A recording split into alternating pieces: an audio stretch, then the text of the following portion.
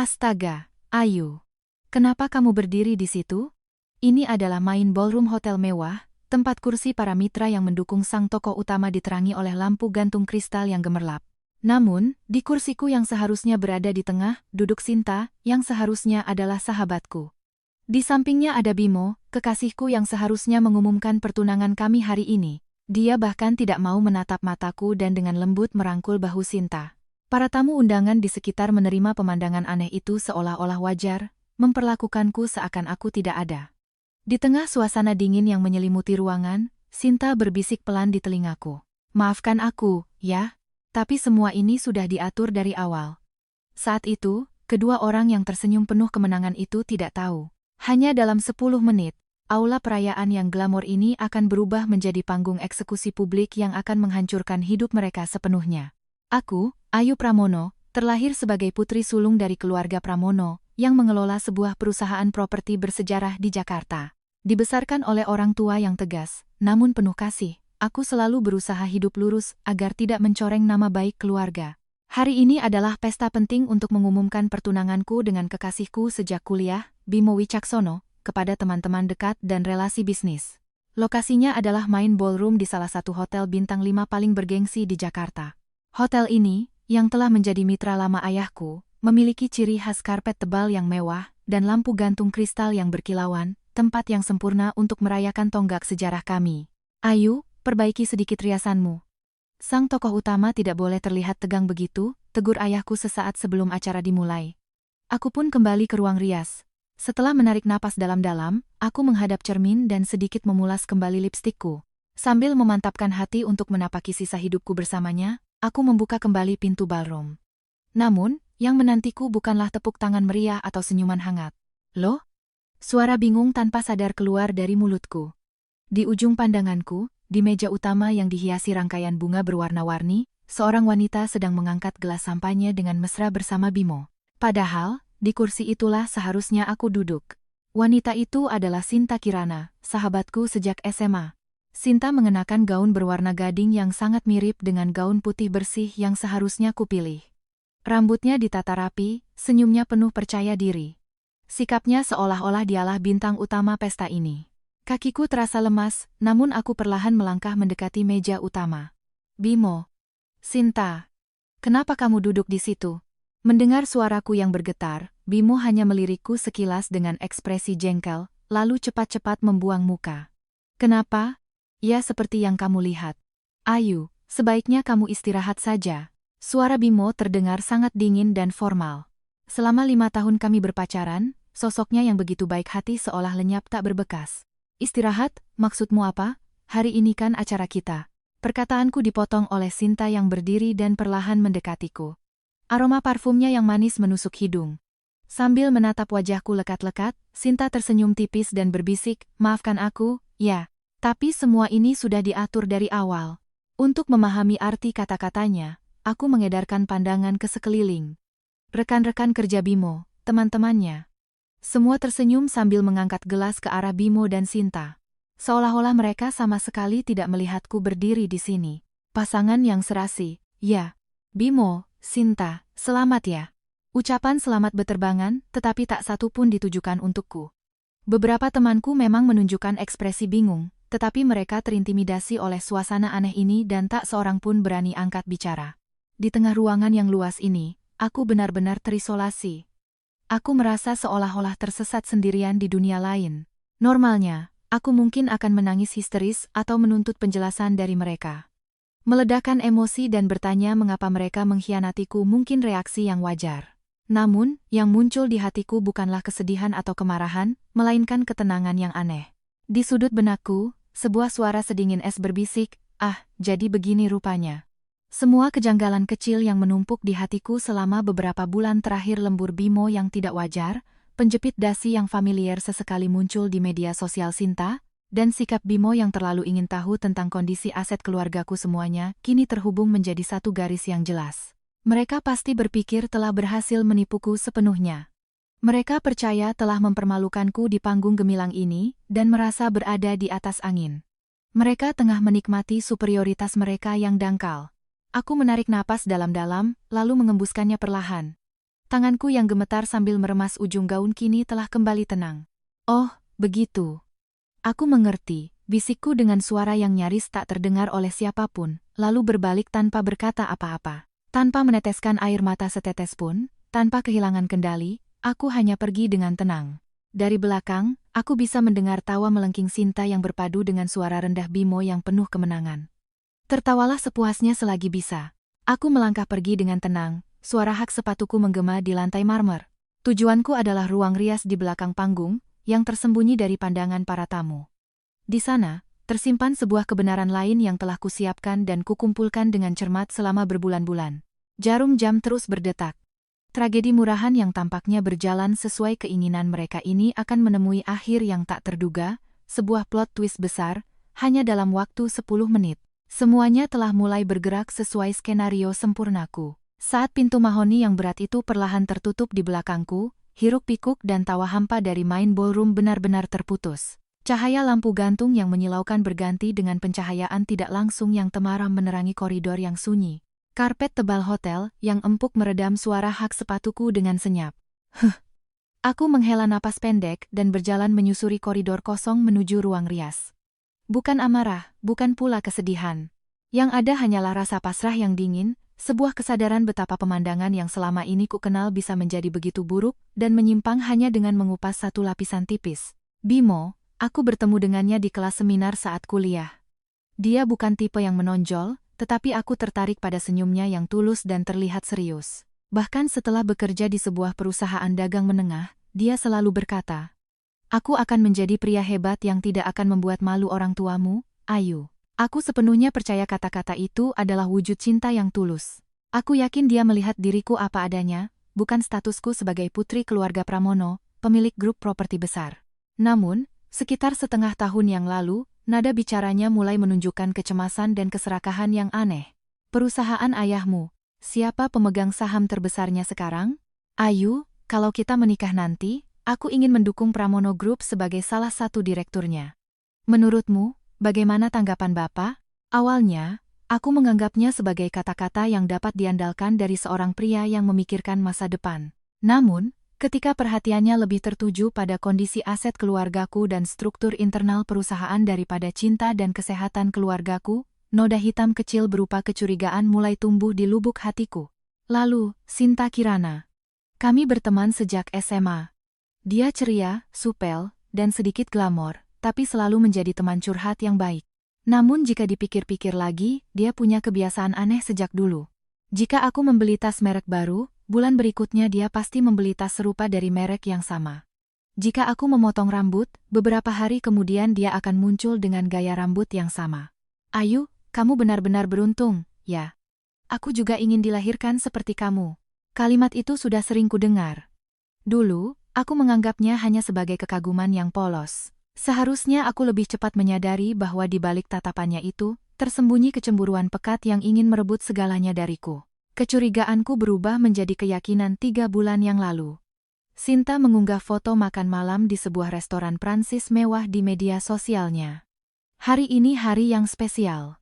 Bahagia dikelilingi orang-orang hebat," tulisnya dengan kalimat puitis. Di sudut foto itu, ada sesuatu yang sangat kukenal. Di pantulan gelas anggur kristal, tampak penjepit dasi pesanan khusus dengan inisial yang kuberikan untuk Bimo pada ulang tahunnya yang ke-30. Aku tidak mungkin salah mengenali desain yang hanya ada satu di dunia itu. Padahal hari itu, Bimo memberitahuku bahwa dia akan pulang terlambat karena ada pertemuan penting dengan klien. Sejak saat itu, semua berjalan cepat.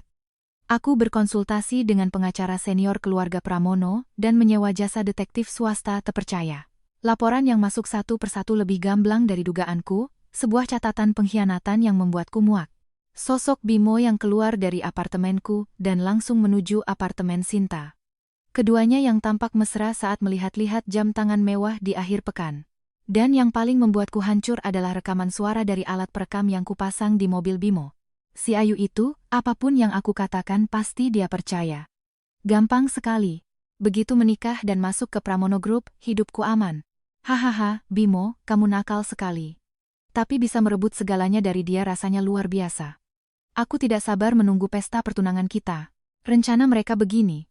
Di hadapan banyak tamu, Mereka akan menjatuhkanku sebagai wanita buruk yang tidak pantas bertunangan. Lalu Bimo akan memutuskan pertunangan di tempat. Kemudian, Sinta akan tampil sebagai sosok yang dengan lembut mendukung Bimo yang terluka, menciptakan sebuah fakta yang tak terbantahkan. Keluarga terpandang seperti Pramono sangat membenci skandal di depan umum. Karena itu, mereka yakin jika mereka memaksakan kehendak di hadapan banyak relasi bisnis dan teman, kami tidak akan bisa membantah demi menjaga citra dan terpaksa menerima. Orang-orang bodoh, gumamku sendirian di koridor yang sepi. Mereka melupakan satu hal yang krusial. Bahwa keluarga Pramono bukan sekadar keluarga terpandang, melainkan keluarga pebisnis dingin yang akan menunjukkan taringnya kepada para pengkhianat. Dan bahwa aku sendiri bukanlah gadis lemah yang akan diam-diam mengalah. Aku tiba di depan ruang rias khusus. Kupegang gagang pintu dan perlahan masuk. Di atas meja, ada tas bisnis kulit hitam yang sudah kubawa sebelumnya. Kubuka, di dalamnya ada setumpuk laporan investigasi tebal dan sebuah USB berisi data video dan audio. Aku melirik jam tanganku. Sesuai jadwal, beberapa menit lagi lampu di main ballroom akan diredupkan, dan video profil yang menceritakan perjalanan cinta calon mempelai akan diputar di layar raksasa. Tentu saja, video yang kuberikan kepada staf hotel bukanlah video mengharukan seperti yang mereka harapkan. Aku menggenggam erat USB itu, dan menatap pemandangan malam di luar jendela. Tiba-tiba, terdengar suara pintu ruang rias dibuka dengan kasar. "Hei, jadi kamu bersembunyi di sini, ya?" Saat aku berbalik, Bimo berdiri di sana dengan wajah memerah karena marah. Di belakangnya, Sinta mengikuti dengan senyum mengejek. Tirai panggung pertunjukan sesungguhnya akan segera dibuka. "Hei, jadi kamu bersembunyi di sini, ya?" Pintu mahoni yang berat itu dibuka dengan kasar, memecah kesunyian di ruang rias dengan suara bentakan. Saat aku berbalik, Bimo berdiri di sana dengan wajah memerah karena marah. Setelan yang dikenakannya adalah setelan pesanan dari Italia seharga 50 juta rupiah yang kuberikan sebagai hadiah ulang tahunnya bulan lalu. Namun, kini ia seolah lupa cara mengenakan setelan elegan itu, dasinya dilonggarkan dengan kasar dan ia melangkah masuk dengan angkuh. Di belakangnya, Sinta, yang seharusnya sahabatku, mengikuti dengan perlahan sambil memasang senyum penuh kemenangan. Di lehernya, berkilau kalung berlian kecil, namun berkualitas bagus yang belum pernah kulihat sebelumnya. Mungkin Bimo yang membelikannya diam-diam. "Kamu tidak sadar kalau kamu tokoh utamanya?" Seenaknya meninggalkan tempat, semua orang jadi bertanya-tanya. "Kamu mau mempermalukan aku, hah?" Bimo meninggikan suaranya dengan nada mengintimidasi tepat di hadapanku. Sosok pemuda baik hati dan lembut yang selama ini ia tunjukkan padaku sudah tidak ada lagi. Inilah wujud aslinya. "Loh, kalau kamu merasa tidak enak badan, istirahat saja tidak apa-apa, kok. Tapi kalau kamu tiba-tiba menghilang begitu, kan?" Bimo jadi bingung. Untung aku berinisiatif duduk di sebelahnya untuk mencairkan suasana. "Seharusnya kamu berterima kasih sedikit," kata Sinta dengan suara manis sambil bergelayut manja di lengan Bimo. Matanya jelas menunjukkan superioritas. Dia mabuk oleh perasaan puas yang menyimpang karena berhasil mengalahkan diriku, putri keluarga Pramono, dan merebut pria yang kucintai. Aku tidak meninggikan suara karena marah, hanya menatap mereka berdua dengan tenang. Aku tidak pernah bilang aku tidak enak badan. Lagi pula, apakah duduk di kursiku sambil minum sampanye dan tertawa itu namanya mencairkan suasana? Sikapku yang hanya menyatakan fakta dengan datar tampaknya melukai harga diri Bimo yang rapuh. Dia berdecak kesal dan melangkah lebih dekat. "Dasar. Kamu dari dulu memang begitu, selalu memandang rendah orang lain. Entah merasa putri konglomerat atau apa, kamu selalu sombong dan meremehkan aku. Kamu tahu tidak betapa aku harus membungkuk-bungkuk di hadapan ayahmu dan menjaga perasaanmu." Aku sudah muak. Yang keluar dari mulut Bimo adalah delusi korban yang egois dan dendam sepihak terhadapku dan keluargaku. Ayahku telah membimbingnya dengan tegas namun hangat sebagai calon menantunya. Namun, rasa rendah dirinya yang bengkok hanya bisa menafsirkan itu sebagai tindakan meremehkan. "Bimo, kasihan sekali. Ayu, ternyata kamu sama sekali tidak mengerti perasaan Bimo, ya?" Padahal aku selalu tahu betapa hebatnya Bimo dan betapa kerasnya dia bekerja untuk perusahaan.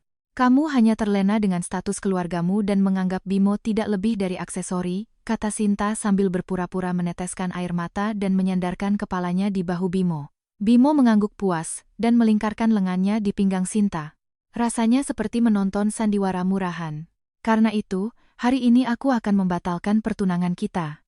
Wanita yang lebih pantas menjadi istriku adalah wanita seperti Sinta yang mendukungku dan mengerti nilaiku, bukan wanita dingin sepertimu. Pesta pertunangan ini akan menjadi awal yang baru untukku dan Sinta.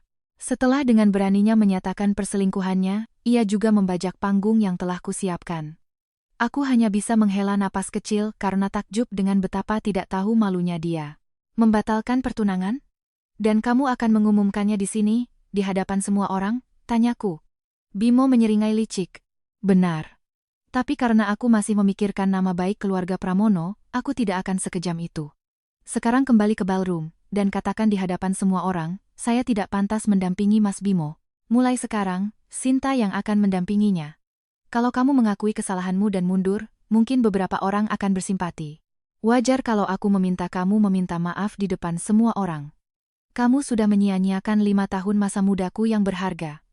Sebagai kompensasinya, aku akan meminta posisi direksi di Pramono Group. Perusahaan itu butuh darah muda sepertiku kalau tidak mau jalan di tempat. Rentetan tuntutannya membuat kepalaku pening sejenak.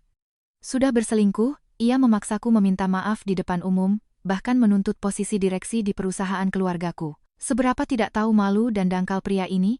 Ayo, sebaiknya kamu turuti saja kata-kata Bimo. Kalau tidak, bisa-bisa aku beberkan ke semua orang betapa buruknya sifatmu dan bagaimana kamu selalu menindasku sejak dulu. Kalau berita putri keluarga Pramono adalah seorang penindas menyebar, bukankah itu akan merepotkan perusahaan ayahmu? Ancam Sinta dengan nada main-main. Padahal di SMA, akulah yang menolongnya saat ia nyaris dikucilkan dan selalu membelanya. Ingatannya pun ia ubah demi kepentingannya sendiri. Aku bahkan merasa kasihan padanya, melampaui rasa marah. Aku perlahan mengangkat pandangan dan memeriksa jam dinding antik di tembok. Tepat 30 menit sejak acara dimulai. Oh, jadi hanya itu yang ingin kalian katakan? Sikapku yang tenang membuat Bimo dan Sinta saling berpandangan sejenak. Mungkin mereka mengharapkan aku menangis, memohon, dan histeris. Apa-apaan sikapmu itu? Kamu belum sadar betapa fatalnya kesalahanmu. Sudah. Aku sudah sangat sadar. Betapa busuknya kalian berdua. Aku mengambil tas bisnis kulit hitam yang ada di atas meja. Di dalamnya, tersimpan USB berisi data krusial yang akan menjerumuskan mereka ke neraka. Meskipun master data video itu sebenarnya sudah ada di tangan staf audiovisual hotel. Sudah waktunya. Waktunya. Waktu apa? Aku tersenyum tipis ke arah Bimo yang bingung. Waktunya video profil kita diputar di ballroom. Acaranya tidak bisa dimulai tanpa tokoh utamanya. Ayo, kita kembali. Hamfa. Akhirnya kamu mau menerima kenyataan juga. Ingat, jangan coba-coba berbuat macam-macam. Kalau kamu meminta maaf dengan baik-baik, aku tidak akan memperpanjang masalah ini. Bimo tertawa meremehkan, lalu menggandeng tangan Sinta dan sekali lagi membuka pintu ruang rias dengan kasar. Sambil memandangi punggung mereka, aku melangkah perlahan dengan hak sepatuku. Tentu saja, aku tidak akan berbuat macam-macam. Aku hanya akan menunjukkan kebenaran kepada semua orang. Sambil berjalan di koridor yang dingin, aku menyalakan tombol mode pertempuran dalam diriku. Mulai sekarang, inilah awal dari hiburan kelas atas yang telah kusiapkan untuk mereka berdua. Saat pintu berat menuju main ballroom kembali terbuka, pencahayaan di dalam sudah sedikit diredupkan. Lampu biru dan ungu pucat menciptakan suasana fantasi. Tepat setelah pengumuman bahwa video profil calon mempelai akan segera diputar, semua tamu undangan serentak menoleh ke arah kami. Namun, yang muncul bukanlah pasangan serasi yang malu-malu. Melainkan Bimo dan Sinta yang masuk dengan angkuh sambil bergandengan tangan, layaknya bintang Hollywood. Dan beberapa langkah di belakang mereka, aku yang berjalan tenang dengan wajah tanpa ekspresi. Pemandangan ganjil ini membuat suasana ballroom kembali tegang. Bahkan MC profesional pun kehilangan momentum dan hanya berdiri mematung sambil menggenggam mikrofon. Bimo melangkah cepat ke panggung kecil di samping meja utama dan merebut mikrofon dari tangan MC. Hadirin sekalian, terima kasih telah meluangkan waktu di tengah kesibukan Anda untuk berkumpul demi kami. Tidak, demi saya. Suara Bimo menggema ke seluruh penjuru ruangan melalui pengeras suara berkualitas tinggi. Tangannya yang memegang mikrofon penuh percaya diri, seolah-olah dia adalah raja dunia. Sebelum video yang seharusnya diputar, ada pengumuman penting yang ingin saya sampaikan kepada Anda semua. Para tamu menahan napas. Bimo dengan sengaja menghela napas panjang dan mengerutkan kening, berakting layaknya tokoh utama dalam sebuah tragedi. Sebenarnya, pada hari ini, di tempat ini, saya akan membatalkan pertunangan saya dengan Ayu Pramono. Seluruh ruangan hening seketika. Hanya suara garpu yang jatuh ke piring, yang terdengar sangat keras. Alasannya hanya satu. Saya tidak tahan lagi dengan kepribadiannya yang terlalu sombong dan dingin. Selama 5 tahun ini, saya telah mencintainya dengan tulus dan berbakti pada keluarga Pramono, namun, dia hanya menganggap saya sebagai pelayan atau alat untuk mewarisi perusahaan. Itu semua fitnah. Ketika Bimo sibuk dengan pekerjaannya, aku membuatkan makan malam dan menunggunya pulang hingga larut. Ketika dia terpuruk karena gagal dalam pekerjaan, aku merencanakan liburan ke puncak untuk menghiburnya. Aku tidak pernah sekalipun memamerkan kekuasaan demi menjaga harga dirinya. Namun, pidato Bimo terus berlanjut. Dia benar-benar menikmati perannya dalam menjadikanku wanita jahat yang kejam. Dia tidak pernah melirik hadiah murah yang saya berikan, selalu menuntut barang-barang mewah. Dia bahkan menertawakan pekerjaan orang tua saya dan terus-menerus menghina. Orang dari keluarga biasa sepertimu seharusnya bersyukur bisa masuk ke keluarga Pramono. Tidak mungkin. Terdengar teriakan kecil dari meja teman-temanku. Namun, dari meja tamu undangan pihak Bimo, terutama rekan kerja dan juniornya, mulai terdengar bisik-bisik setuju seperti, serius, jahat sekali. Kemudian, Sinta yang berada di samping Bimo mengambil alih mikrofon dan mulai meneteskan air mata palsu yang telah diperhitungkan dengan matang. Hadirin, saya minta maaf. Saya sahabat Ayu sejak SMA, tapi saya sudah lama merasa sedih dengan kelakuannya yang semena-mena. Sejak dulu dia adalah nona besar yang tidak bisa menerima jika keinginannya tidak terpenuhi. Dia juga memerintah saya untuk tidak memakai baju yang lebih mencolok darinya, menjadikan saya sebagai pengiringnya, dan terus menindas saya. Sinta menyeka matanya dengan sapu tangan sambil membuat suaranya bergetar. Mas Bimo selalu menderita karena sikap Ayu. Hampir setiap malam dia menelepon saya sambil menangis. Sebagai sahabat, saya berusaha keras untuk mendamaikan mereka. Tapi melihat Mas Bimo semakin hancur secara mental, saya tidak tega lagi membiarkannya menderita, dan saya memutuskan untuk mendukungnya. Pidato Sinta yang seperti pahlawan wanita dalam sinetron disambut dengan seruan dan tepuk tangan dari rekan-rekan Bimo. Sinta, kamu hebat. Kamu tidak salah. Sementara itu, meja tempat kerabat keluarga Pramono dan relasi bisnis ayahku duduk diselimuti suasana tegang penuh amarah dan kebingungan. Jangan bercanda. Tidak mungkin putriku melakukan hal seperti itu. Ayahku yang biasanya tenang, berdiri dengan wajah memerah dan tangan mengepal. Ibuku yang duduk di sebelahnya menutupi mulut dengan kedua tangan, seolah tak percaya. Saat ayahku hendak bergegas ke panggung, aku diam-diam berdiri di hadapannya dan mengangkat tangan kanan untuk menghentikannya. Ayu, kenapa kamu diam saja? Dituduh omong kosong seperti ini. Ayah, panggilku dengan suara tegas agar terdengar di seluruh ruangan. Tidak apa-apa. Tolong ayah kembali ke tempat duduk. Saat aku menatap lurus ke mata ayahku, ekspresinya berubah. Dia pasti membaca tekad kuat di mataku yang tak akan goyah. Ayahku menggertakkan gigi, dan meskipun terlihat kesal, dia perlahan kembali ke kursinya. Melihat itu, Bimo semakin besar kepala dan tertawa sinis. Memang hebat putri seorang direktur utama. Jago sekali berpura-pura baik di depan ayahnya. Tapi aku tidak akan tertipu hari ini. Ayu, kebusukanmu sudah terbongkar di hadapan semua orang. Cepat, minta maaf pada semuanya. Bersujudlah pada aku dan Sinta dan akui semua perbuatanmu selama ini, maka aku tidak akan menuntut ganti rugi pembatalan pertunangan. Ayu, kalau kamu menurut, aku akan memaafkanmu, kok, timpal Sinta sambil menatapku rendah dengan angkuh. Ratusan pasang mata menusukku. Pandangan menghina, marah, kasihan, dan penasaran. Semua orang pasti membayangkan aku akan menangis terseduh-seduh dan memohon ampun. Namun, aku perlahan mengangkat wajah dan membungkuk anggun ke arah mereka berdua di atas panggung. Mas Bimo, Sinta, aku mengerti argumen kalian. Suaraku yang terlalu tenang membuat ekspresi Bimo sedikit bingung. Apa-apaan sikap santaimu itu? Berhentilah berpura-pura tegar. Aku tidak berpura-pura. Hanya saja, karena kalian sudah menyampaikan keluhan kalian tentangku kepada semua orang, bolehkah aku meminta satu hal? Meminta? Coba katakan.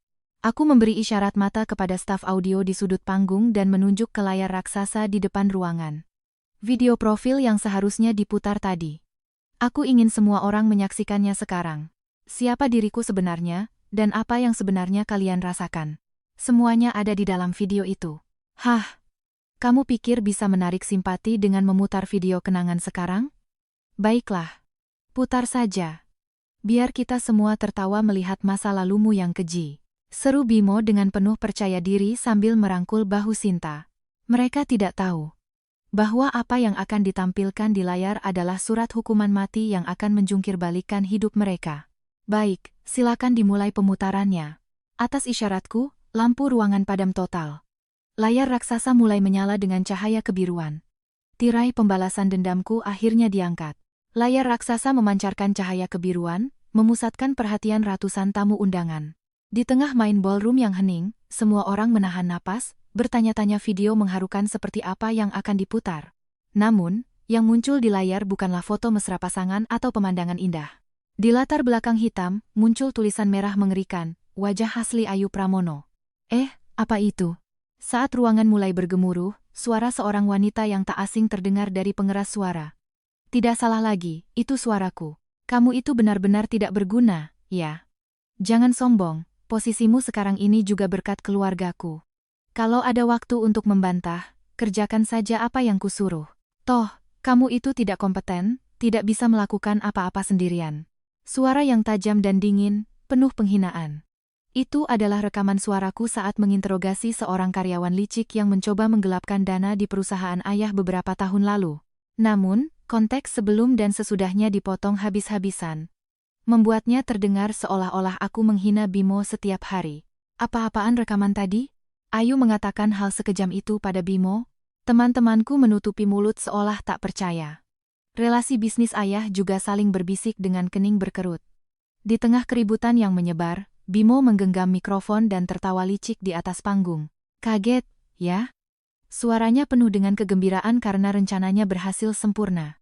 Aku tahu kamu diam-diam memberikan USB pada staf hotel. Pasti kamu mau memutar video penuh kebohongan yang sudah diedit agar kamu terlihat seperti wanita baik, kan? Jadi, aku beri sedikit tip pada staf itu, untuk menggantinya dengan video kebenaran yang sudah kusiapkan ini. Kata-kata Bimo memicu gumaman kaget dari para tamu. Mereka kini sepenuhnya percaya pada Bimo. Kisah dramatis, tentang seorang pemuda malang yang tertindas, akhirnya berhasil mengungkap kebenaran dengan membajak video palsu yang akan diputar oleh putri sombong keluarga Pramono, telah membius mereka. Wanita yang mengerikan. Tiba-tiba, sebuah suara melengking histeris memecah keheningan. Ibu Bimo berdiri, gaun kebayanya yang mencolok acak-acakan. Ia menutupi wajah dengan sapu tangan sambil menangis terseduh-seduh. Anakku, Bimo, belakangan ini kurus sekali. Kukira karena pekerjaannya berat, ternyata setiap malam dia dihina oleh wanita berhati iblis sepertimu. Beraninya kamu memperlakukan anakku seperti budak. Mentang-mentang keluarga Pramono, memangnya bisa seenaknya? Ibu, jangan menangis. Aku yang salah. Aku terlalu silau dengan nama besar Pramono sampai tidak menyadari sifat asli Ayu. Bimo menanggapi dari panggung dengan suara sedih. Ayah Bimo pun ikut berdiri dan menunjukku dengan marah. Pak Pramono, putrimu ini seorang kriminal. Dia telah menyiksa putraku secara mental sampai hancur. Ini tidak bisa dimaafkan. Kami akan menuntut ganti rugi. Pertunjukan dramatis orang tua Bimo memicu suasana. Udara di ballroom seketika dipenuhi kebencian dan penghinaan terhadapku. Rekan-rekan kerja Bimo mulai bersuara. Wah, cantik-cantik ternyata iblis. Kasihan sekali Bimo. Cepat bersujud dan minta maaf. Wanita rendahan yang hanya mengandalkan kekayaan orang tua. Tatapan dingin dan hinaan dari segala penjuru menusukku seperti ribuan anak panah. Sinta yang berdiri di samping Bimo, bersembunyi di belakangnya, hanya menyeringai jahat. Wajahnya seolah berkata, lihat, inilah kemenanganku. Ayu, tidak mungkin, kan? Apa kamu benar-benar mengatakan hal itu pada Bimo? Tanya ayahku dari meja terdepan dengan suara bergetar. Wajahnya yang selalu tegas kini pucat pasi, syok melihat sisi gelap putrinya yang ia percayai. Ibuku juga menangis terseduh-seduh, dipapah oleh kerabat. Saat aku hendak melangkah maju, Bimo melompat turun dari panggung dan berjalan angkuh ke hadapanku. Di tangannya ada beberapa lembar dokumen yang sudah diketik rapi. Nah, Ayu. Kamu kalah. Tidak ada jalan keluar lagi. Bimo menatapku rendah, lalu menyodorkan dokumen itu ke depan wajahku dengan kesal. Minta maaflah sambil bersujud di hadapan aku dan Sinta. Lalu tanda tangani surat perjanjian ini untuk menyerahkan posisi direksi di Pramono Group sebagai ganti rugi atas penderitaan mentalku. Kalau kamu menandatanganinya sekarang juga, aku tidak akan membawa masalah ini ke polisi atau pengadilan dan mencoreng nama baik Pramono. Kalau kamu mau melindungi perusahaan ayahmu, turuti saja. Bersujudlah. Cepat minta maaf. Teriakan menuntut permintaan maaf dariku menggema di seluruh ruangan. Ratusan orang memusuhiku, bahkan orang tuaku sendiri terperosok dalam kebingungan.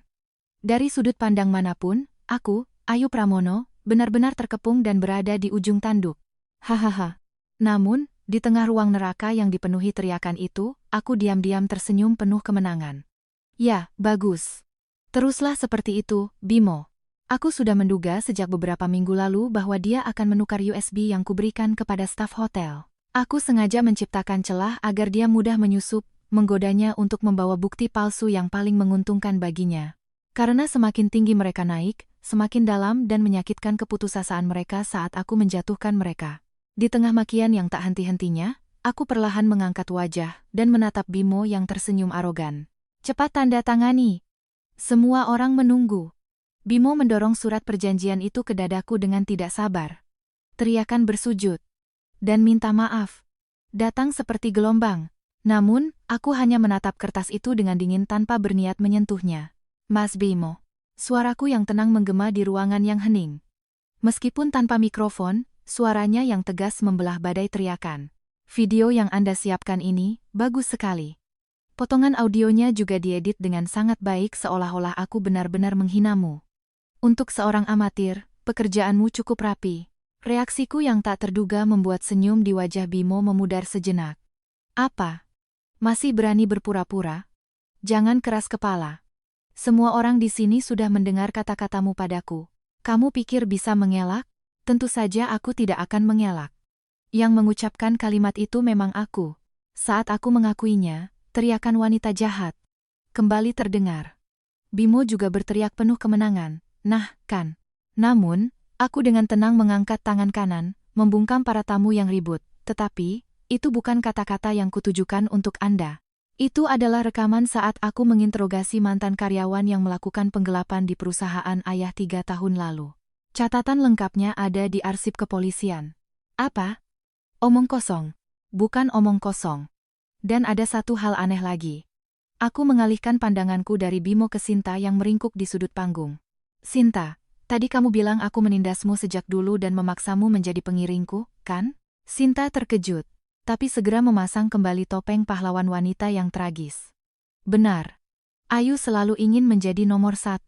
Kamu menyuruhku memakai baju sederhana, menjelek-jelekanku di depan laki-laki, kan? Lalu, kenapa kamu masuk ke universitas yang sama denganku? Kalau kamu benar-benar ditindas habis-habisan di SMA, bukankah wajar jika memilih universitas lain? Tapi kamu sengaja masuk ke universitas yang sama, bahkan jurusan yang sama. Dan begitu aku mulai berpacaran dengan Mas Bimo, kamu juga ikut masuk ke kelas seminarnya, kan? Wajah Sinta berubah pucat. Itu kebetulan. Aku juga punya bidang yang ingin kupelajari. Kebetulan. Bagaimana dengan kamu yang memaksakan diri masuk kerja di perusahaan yang menjadi mitra utama perusahaan ayahku? Dan kamu yang pindah ke gedung apartemen di seberang apartemenku? Apa semua itu juga kebetulan? Suasana di ruangan menjadi tidak nyaman. Para tamu mulai menyadari keanehan di balik kata-kataku. Dan yang terpenting, aku melangkah mendekati Sinta. Tadi kamu bilang kamu memutuskan untuk mendukung Mas Bimo karena melihatnya hancur secara mental. Lalu, foto ini apa? Aku mengeluarkan sebuah foto dari saku gaunku dan menyodorkannya ke depan wajah Sinta. Itu adalah foto Bimo dan Sinta yang sedang bergandengan tangan mesra sambil melihat etalase jam tangan mewah. Ini aku hanya menemaninya curhat. Lihat tanggalnya. 6 bulan lalu. Tepat saat kamu mulai berbohong padaku dengan berkata, sepertinya Mas Bimo sedang ada masalah. Pria yang seharusnya hancur secara mental terlihat sangat bahagia berbelanja barang mewah denganmu. Aneh, ya? Itu. Sinta kehabisan kata-kata, matanya gelisah. Aku menyodorkan satu foto lagi. Foto yang menangkap momen krusial saat Bimo dan Sinta berciuman mesra di sebuah jalanan sepi di malam hari. Ini juga hanya curhat? Atau penghiburan yang penuh gairah dengan dalih mendukungnya? Wajah Sinta pucat pasi. Para tamu yang tadi bersimpati padanya mulai berbisik. Maksudnya apa? Bohong. Foto itu pasti editan. Teriak Sinta histeris sambil mencoba merebut foto itu, tapi aku cepat-cepat menarik tanganku dan tersenyum sinis. Kalau begitu, kita bisa memeriksanya di lembaga ahli. Lagi pula, buktinya bukan hanya ini. Aku kembali menatap Bimo dan melirik surat perjanjian yang dipegangnya. Mas Bimo, Anda tadi dengan bangga mengatakan telah menukar USB yang kusiapkan, kan? Iya, benar. Video palsu yang mau kamu putar itu. Benar, USB yang kuberikan pada staf hotel memang hanya satu. Tapi, aku perlahan mengeluarkan sebuah USB lagi dari balik gaunku dan mengangkatnya tinggi-tinggi. Saat melihat benda logam kecil berwarna perak itu, wajah Bimo menegang. Apa kau pikir aku sebodoh itu hanya menyiapkan satu bukti penting? Aku sudah tahu sejak awal kau akan menyuap staf dan menukar datanya. USB yang kuberikan pada staf itu sengaja tidak kupasangi kata sandi dan nama filenya kubuat mudah ditebak agar kau mudah mencurinya dan dengan bangga menggantinya. Bimo mundur selangkah, matanya terbelalak menatapku. Dia akhirnya mulai sadar bahwa dia hanya menari di atas telapak tanganku. Kebenaran yang sesungguhnya ada di sini. Aku melemparkan USB yang kuangkat ke arah staf audio di sudut panggung. Staf itu dengan sigap menangkapnya dan memasukkannya ke laptop. Hadirin sekalian, mohon maaf telah membuat Anda menunggu. Sekarang, mari kita saksikan video profil sesungguhnya yang dipersembahkan oleh Ayu Pramono. Begitu aku mengumumkannya, lampu ruangan kembali padam, dan layar raksasa memancarkan cahaya terang.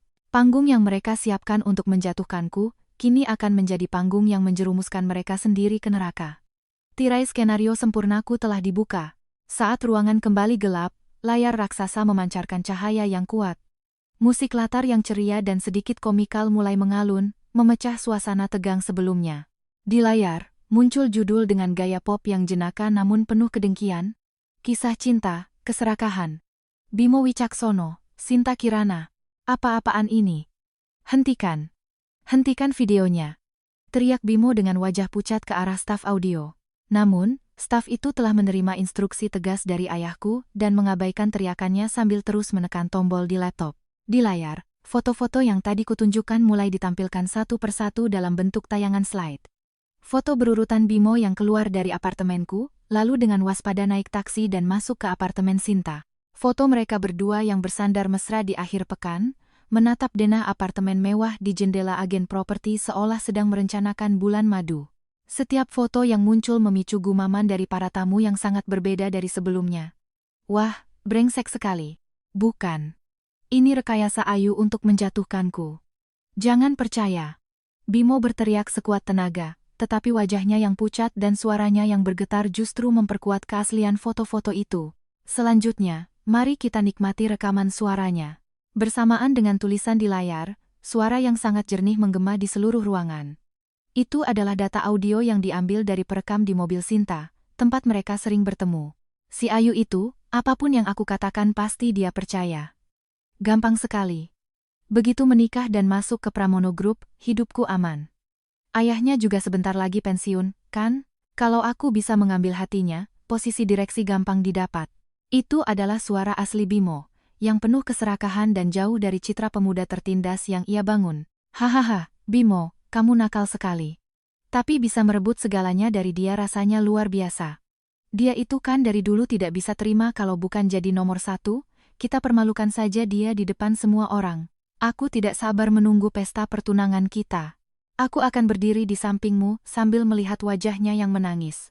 Disusul oleh tawa melengking Sinta yang kejam. Iya, aku juga tidak sabar. Dapat harta Pramono dan wanita cantik seperti Sinta sekaligus. Ballroom membeku dalam keheningan. Wajah rekan-rekan kerja Bimo yang tadi membelanya dan menghinaku kini memerah karena malu dan marah. Orang tua Bimo, yang tadi begitu bersemangat, kini hanya bisa membuka tutup mulut seperti ikan mas, kehabisan kata-kata.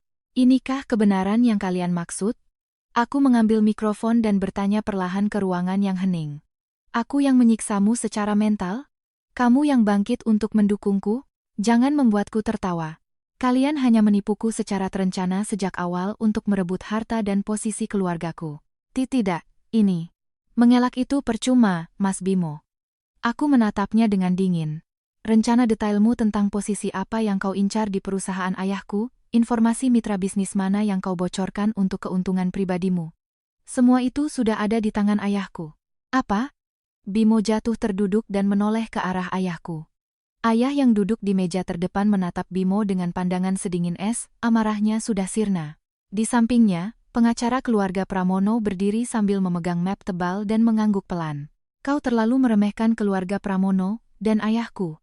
Apa kau pikir kami tidak akan melakukan pemeriksaan latar belakang hanya karena kau calon menantu? Gerak-gerik mencurigakanmu sudah kami pantau sejak 6 bulan lalu. 6 bulan? Tidak mungkin. Gumam Bimo dengan ekspresi putus asa. Dia mengira telah berhasil menipu dan mengendalikanku. Namun, dia baru sadar bahwa dirinya lah yang sebenarnya terperangkap dalam jaring dan sengaja dibiarkan bergerak bebas. Dan kau, Sinta. Aku beralih menatap Sinta. Dia gemetar hebat, menutupi wajahnya sambil menangis, tetapi tak ada lagi yang bersimpati padanya. Kau merasa menang karena telah merebut segalanya dariku, tapi yang sebenarnya kau rebut hanyalah seorang pria yang terlilit utang. Hah? Sinta mengangkat wajahnya. Apa maksudmu? Bimo kan seorang manajer di perusahaan dagang, dan akan menjadi direktur di Pramono Group. Manajer memang benar, tapi dia punya banyak utang di pinjaman online untuk pamer. Hadiah-hadiah untuk menarik perhatianku, setelan mahal. Semua itu dari utang. Dan sekarang, di perusahaannya, selain skandal perselingkuhan denganmu, dia juga sedang diselidiki atas dugaan penyalahgunaan dana perusahaan. Tidak. Bimo menatapku dengan mata melotot, tetapi kemudian menyadari tatapan dingin dari rekan-rekan kerjanya dan kembali tertunduk lesu. Lagi pula, masuk ke Pramono Group itu hanya mimpi. Ayahku sudah membaca ambisimu yang dangkal sejak lama. Kami membiarkanmu bergerak bebas hanya untuk mengumpulkan bukti kuat agar kau tidak bisa membantah secara hukum saat kami membuangmu. Kata-kataku bagai pisau tajam yang mengiris mereka tanpa ampun. Istana pasir yang coba mereka bangun hancur lebur diterjang gelombang kebenaran yang telah kusiapkan. Bohong. Penyalahgunaan dana perusahaan. Itu pasti salah paham. Teriak Bimo putus asa. Namun, suaranya tak lagi didengar siapapun. Di layar, sebagai pukulan telak, ditampilkan foto-foto hasil kamera tersembunyi yang menunjukkan Bimo menarik uang tunai dari ATM pinjaman online dan menandatangani kwitansi perusahaan di restoran-restoran mencurigakan. Tidak kusangka. Bimo kelihatannya begitu baik dan jujur. Sinta juga, ya ampun. Bisa-bisanya merebut tunangan sahabat sendiri dan berakting sepolos itu. Mengerikan. Suasana di ballroom berbalik total. Hujatan yang tadi ditujukan padaku kini menjadi tsunami besar yang menerjang mereka berdua. Aku kembali menggenggam mikrofon, sedikit melembutkan suaraku, dan memanggil seorang pria yang berdiri di sudut ruangan. Pak Satrio, silakan ke sini. Yang kupanggil adalah seorang pria parubaya berkacamata dengan setelan sederhana. Saat melihat wajahnya, Bimo terbelalak seolah melihat hantu. Satrio? Kenapa kau ada di sini? Saya rasa Anda tidak punya hak memanggil nama saya begitu, Bimo. Pria yang dipanggil Satrio itu ternyata adalah kepala Departemen Keuangan di perusahaan tempat Bimo bekerja. Dia membungkuk hormat padaku, lalu mulai berbicara dengan nada dingin. Mengenai dugaan bahwa Bimo Wicaksono telah menyalahgunakan wewenang keluarga Pramono untuk menerima fasilitas tidak wajar dari mitra bisnis dan menggunakan dana representasi dalam jumlah besar untuk kepentingan pribadi, investigasi internal perusahaan telah selesai. Bukti-bukti yang diberikan oleh Pak Pramono sangat cocok dengan hasil penyelidikan kami. Pak, itu salah paham. Saya hanya diam. Bukti bahwa Anda menggunakan uang perusahaan untuk liburan dengan Sinta dan membeli barang-barang mewah sudah lengkap. Besok pagi, yang menantimu adalah surat pemecatan tidak hormat. Kami juga sedang mempertimbangkan untuk melaporkan Anda atas tuduhan penggelapan. Hah! Suara kaget bercampur desahan lega yang aneh terdengar di ballroom. Wajah Bimo sudah lebih pucat dari mayat. Status manajer perusahaan dagang yang susah payah ia jaga dan ingin ia tingkatkan, hancur berkeping-keping saat itu juga. Bimo, katakan sesuatu. Bukankah kau bilang kalau kita menikah aku bisa hidup mewah? Sinta mengguncang-guncang lengan Bimo.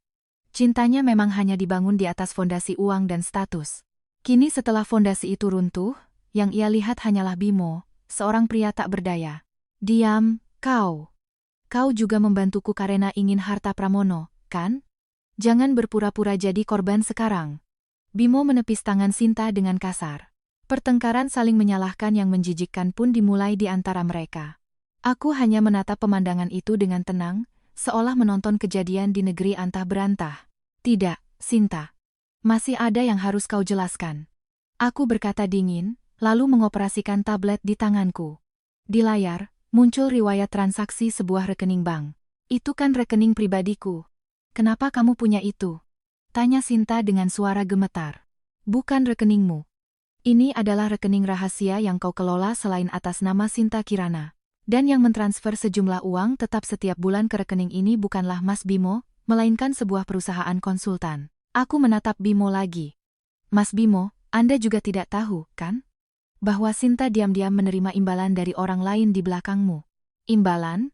Imbalan apa, Sinta? Wajah Bimo menunjukkan keterkejutan dan kecurigaan baru. Aku bisa mendengar dengan jelas suara retakan fatal dalam hubungan mereka. Inilah bagian terdalam dari kebenaran yang telah kusiapkan. Ini bukan sekadar perselingkuhan dan pengkhianatan.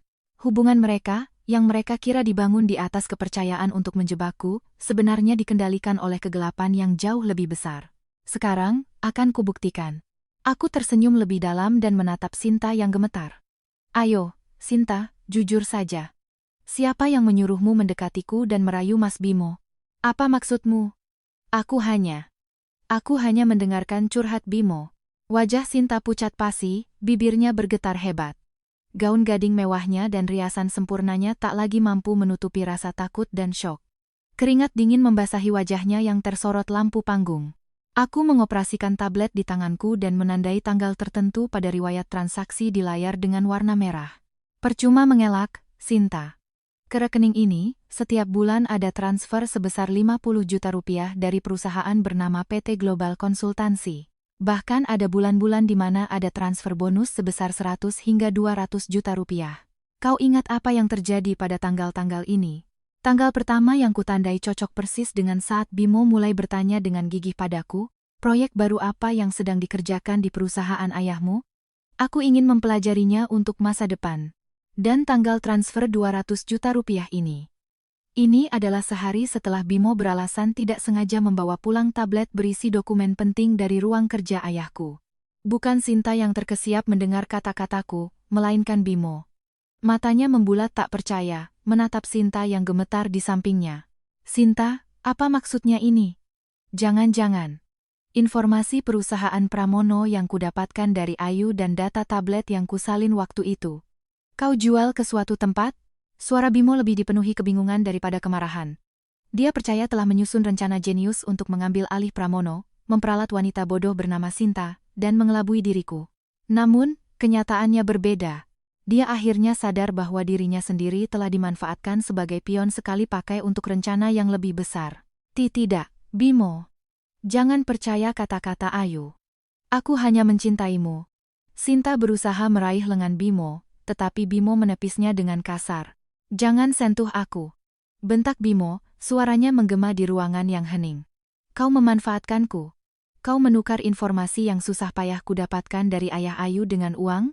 Jadi karena itu kau terus menghasutku untuk mencari tahu lebih banyak tentang perusahaan Ayu. Bukan begitu. Cinta katamu. Dasar rubah betina licik. Bimo mencengkeram bahu Sinta dan mengguncangnya dengan keras. Pasangan yang tadinya mesra bak belahan jiwa, kini saling melontarkan makian menjijikkan dan berkelahi. Pemandangan itu begitu konyol dan menyedihkan. Hentikan. Sakit. Kau sendiri kan mendekati Ayu hanya karena mengincar hartanya. Dasar sampah terlilit utang. Sinta akhirnya menunjukkan sifat aslinya dan mendorong dada Bimo dengan keras. Matanya memerah, topeng sahabat baik yang selama ini ia pakai hancur berkeping-keping. Lagi pula, pria tak berguna dan penuh utang sepertimu, siapa yang mau? Bisa menjadi direktur Pramono itu kan hanya khayalanmu. Sejujurnya, disentuh oleh pria miskin sepertimu saja, aku sudah jijik. Apa katamu? Lalu semua barang mewah yang kubelikan untukmu itu apa? Itu upahku. Upah karena sudah mau mendengarkan bualanmu yang membosankan. Para tamu undangan hanya bisa menghela napas, takyub dengan betapa busuknya mereka berdua. Semua orang menatap mereka dengan pandangan dingin dan jijik. Terutama orang tua Bimo, yang tadi menangis membela putranya, kini hanya membatu di kursi, terlalu syok untuk berkata-kata. Menjijikkan, kataku dingin tanpa mikrofon. Namun, suaraku yang tenang itu memiliki kekuatan untuk menghentikan perkelahian mereka. Mas Bimo, kau pikir kau seorang ahli strategi yang hebat, tapi ternyata kau konyol sekali. Dimanipulasi oleh Sinta, menggelapkan dana perusahaan untuk membiayainya, dan akhirnya kehilangan segalanya. Kau benar-benar tidak bisa melihat apa-apa, ya. Ayu. Aku hanya. Bimo jatuh terduduk, menutupi wajahnya dengan kedua tangan. Harga dirinya hancur lebur, terlempar ke dasar penyesalan dan keputusasaan. Aku beralih menatap Sinta yang terengah-engah. PT Global Konsultansi, perusahaan tempatmu membocorkan informasi, sudah terbukti sebagai perusahaan cangkang dari hasil penyelidikan ayahku. Bahu Sinta melonjak kaget. Di balik perusahaan cangkang itu adalah perusahaan properti saingan yang sudah lama berseteru dengan Pramono Group, Daitama Land.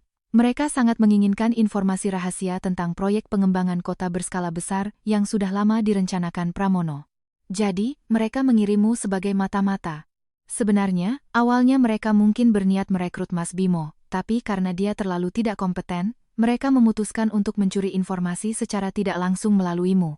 Kau masuk ke universitas yang sama denganku, pindah ke dekat apartemenku, semuanya karena menerima dana dari Daitama Land dan diperintahkan untuk memata-matai Ayu Pramono, kan?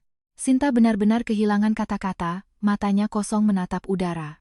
Kecemburuannya padaku dimanfaatkan dengan cerdik oleh perusahaan saingan. Dengan iming-iming uang besar dan kesempatan untuk membalas dendam pada Ayu Pramono, dia dengan senang hati menjadi mata-mata. Tapi, Sinta, kau juga hanyalah pion sekali pakai bagi mereka. Hah? Sinta menatapku dengan tatapan memohon. Aku perlahan membuka mulut untuk menusukkan fakta kejam ke dadanya. Kau melakukan kesalahan fatal. Kau sama sekali tidak mengerti betapa berbahayanya permainan yang kau mainkan. Kesalahan fatal? Apa maksudmu? Aku melakukannya dengan sempurna. Orang dari Daitama Land bahkan memuji hasil kerjaku. Suara Sinta yang melengking terdengar hampa di main ballroom yang sunyi. Dia menatap sekeliling dengan putus asa, tetapi rekan-rekan Bimo yang tadi membelanya kini membuang muka seolah melihat sesuatu yang kotor. Aku dengan sengaja berbicara perlahan, kata demi kata, pada Sinta yang mulai panik. Sinta, kau mengira telah berhasil menjual data rahasia proyek pengembangan kota yang dicuri Mas Bimo dari ruang kerja ayahku kepada Daitama Land dengan harga tinggi, kan? Itulah kesalahan terbesarmu. Coba pikirkan. Apakah seorang direktur utama perusahaan properti bersejarah seperti Pramono akan meninggalkan informasi rahasia yang menentukan nasib perusahaan di ruang kerja rumahnya, tanpa kata sandi, dan bisa diakses bebas oleh orang luar seperti Mas Bimo? Mendengar kata-kataku, Bimo yang terduduk di lantai mengangkat wajahnya dengan kaget. Matanya yang kosong menatapku dan ayahku secara bergantian, seolah tidak percaya. Ayahku perlahan bangkit dari kursinya dan berjalan dengan langkah berwibawa ke dekat panggung. Wajahnya menunjukkan ketegasan dingin seorang pemimpin yang telah melalui banyak pertempuran bisnis. Bimo, sejak kau sering datang ke ruang kerjaku, dan dengan tidak wajar mencoba mencari tahu tentang perusahaan, aku sudah mencurigaimu. Dan aku juga sadar bahwa informasi perusahaan kami bocor keluar. Suara ayahku yang rendah dan berat menggema di seluruh ruangan tanpa mikrofon. Bimo meringkuk seperti katak yang berhadapan dengan ular. Karena itu, untuk menangkap tikus, aku menyiapkan keju beracun yang paling lezat. Itulah isi tablet yang kau curi. Keju. Beracun? Jangan-jangan. Data itu. Bibir Bimo bergetar, wajahnya memucat karena takut. Ayahku berkata dengan dingin, proposal pengembangan yang kau jual kepada Daitama Land melalui Sinta adalah proposal palsu yang kami buat dengan sangat cermat. Tidak. Jeritan putus asa keluar serentak dari mulut Bimo dan Sinta. Para tamu undangan menahan napas, terkejut dengan plot twist berskala besar ini. Lihatlah ke layar. Atas isyarat ayah, materi baru ditampilkan. Itu adalah foto udara sebuah lahan industri yang luas di kawasan pesisir dan dokumen persetujuan internal dengan logo Daitama Land. Data palsu yang kalian curi berisi rencana fiktif bahwa Pramono akan menginvestasikan dana besar untuk membangun pusat perbelanjaan raksasa di kawasan pesisir ini. Daitama Land, yang sangat ingin mengalahkan kami, sepenuhnya percaya pada data itu dan secara diam-diam melakukan akuisisi paksa untuk mendapatkan lahan itu lebih dulu. Melanjutkan kata-kata ayah, aku mengambil mikrofon dan mengumumkan dengan dingin, tapi lahan itu adalah lahan bermasalah dengan pencemaran tanah serius yang ditutup-tutupi. Pramono sudah mengetahui fakta itu melalui investigasi sendiri dan sengaja mundur. Tapi Daitama Land, karena percaya pada informasi palsu yang kalian bawa, membeli lahan itu dengan harga 3 kali lipat dari harga pasar, sekitar 500 miliar rupiah. 500 miliar? Gumam Bimo dengan wajah seputih kertas. Jumlah yang tak terbayangkan bagi seorang karyawan sepertinya. Tubuhnya mulai gemetar tak terkendali saat menyadari betapa besar masalah yang telah ia sebabkan. Pagi ini, masalah pencemaran tanah di lahan itu diungkap besar-besaran oleh media. Tentu saja, kami yang membocorkan informasinya. Lahan senilai 500 miliar yang dibeli Daitamalen kini menjadi lahan tandus yang tidak bisa dikembangkan. Saat ini mereka pasti sedang kalang kabut menghadapi anjloknya harga saham dan penarikan pinjaman dari bank. Mendengar pengumumanku, Sinta terhuyung-huyung mundur beberapa langkah. Bohong. Bohong. Kemarin aku masih dapat pesan dari kontakku yang bilang kerja bagus. Sinta, coba lihat ponselmu. Atas perkataanku, Sinta dengan tangan gemetar mengeluarkan ponsel model terbaru dari saku gaunnya. Dia membuka aplikasi pesan. Wajahnya seketika pucat seperti kertas. Akunnya hilang. Kenapa? Coba telepon saja. Nomor kontak yang biasa memberimu instruksi itu. Sinta, setengah sadar, menekan layar ponselnya berkali-kali dan menempelkannya ke telinga. Di tengah keheningan, terdengar suara mesin dari ponselnya. Nomor yang Anda tuju sedang tidak aktif. Ah, kenapa? Sinta menjatuhkan ponselnya dan jatuh terduduk. Daitamalen sadar bahwa mereka telah masuk ke dalam perangkap yang dipasang Pramono. Untuk menutupi fakta bahwa mereka mendapatkan informasi secara ilegal menggunakan mata-mata industri, mereka segera membubarkan perusahaan cangkang itu dan memutus semua kontak denganmu. Memotong ekor cicak. Ekor? Cicak? Lalu aku bagaimana? Aku menatap Sinta yang menatapku dengan mata kosong dan berkata dengan dingin, tanpa belas kasihan. Menurutmu, siapa yang akan disalahkan oleh para petinggi Daitamalen yang marah atas kerugian 500 miliar ini? Tentu saja penipu yang membawa informasi palsu, yaitu kau yang menjadi perantara. Mereka akan menggunakan cara-cara ilegal sekalipun untuk menagih kerugian itu darimu. Tidak. Jeritan tak bersuara keluar dari tenggorokan Sinta. Karena kecemburuan dan keserakahan, dia bermain api dengan menjadi mata-mata industri tanpa sedikit pun memahami konsekuensi mengerikan dari tindakannya. Dan kau, Mas Bimo, nasibmu sama. Aku menatap Bimo yang meringkuk di lantai. Kau adalah pelaku utama pencurian data rahasia Pramono dan mata-mata industri. Bersama Sinta, kau tidak hanya akan dituntut ganti rugi miliaran oleh Daitamalen, tapi juga akan diinvestigasi oleh polisi. Jangankan menjadi direktur Pramono, yang menantimu adalah sel penjara yang dingin dan gelap. Tidak. Aku hanya ingin menikah dengan Ayu dan hidup bahagia. Sinta. Wanita ini yang menghasutku. Bimo menangis histeris, mencoba melimpahkan semua kesalahan pada Sinta. Namun, permohonannya yang menyedihkan tak lagi menyentuh hati siapapun. Sosok pria arogan yang tadi dengan angkuh menuntutku bersujud sudah tidak ada lagi. Yang ada hanyalah manusia bodoh yang tenggelam dalam keserakahannya dan kehilangan segalanya. Kebenaran telah terungkap sepenuhnya. Panggung pertunangan megah yang mereka siapkan untuk menjatuhkanku, kini telah sempurna menjalankan perannya sebagai panggung eksekusi publik yang mengakhiri hidup mereka selamanya. Aku tidak salah. Semua ini ulah wanita ini. Ayu, percayalah padaku. Aku hanya mencintaimu. Jangan bercanda. Aku juga ditipu. Bukankah kau yang datang padaku sambil menangis karena menginginkan harta keluarga Ayu? Hah? Dasar pria rendahan penuh utang. Di bawah lampu gantung kristal main ballroom yang gemerlap, Bimo dan Sinta yang beberapa saat lalu berperan sebagai pasangan serasi dan menertawakanku kini merangkak di lantai, saling menunjuk dan melontarkan makian menjijikkan. Kerugian 500 miliar rupiah dan fakta kejahatan berat spionase industri adalah beban keputusasaan yang terlalu besar untuk diterima oleh mental mereka yang rapuh. Akal sehat mereka telah hancur total. Bimo, apa maksudnya ini? Ganti rugi 500 miliar, keluarga kita tidak mungkin bisa membayarnya. Teriak ayah Bimo, memecah keheningan. Wajahnya yang tadi begitu bersemangat menuntut ganti rugi dariku, kini pucat seperti kertas dan gemetar ketakutan. Benar. Kami tidak tahu apa-apa. Semua ini ulah anak bodoh ini. Pak Pramono, tolong jangan libatkan kami. Kami tidak akan menuntut ganti rugi apapun.